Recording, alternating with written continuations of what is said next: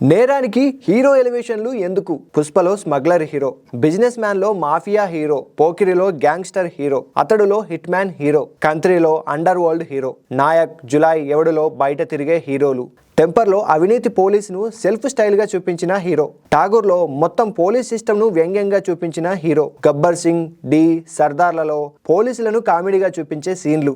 Telugu cinema ఏళ్ల తరబడి నేరాన్ని స్టైల్గా, పోలీసును జోక్గా, సిస్టమ్ను వీక్గా, క్రిమినల్ను హీరోగా చూపిస్తున్నాయి. సినిమాలో క్రిమినల్స్కు మాస్ ఎలివేషన్ ఇచ్చారు, స్మగ్లర్లకు బ్యాక్గ్రౌండ్ మ్యూజిక్ ఇచ్చారు, పోలీసును హాస్యాస్పదంగా మార్చేశారు.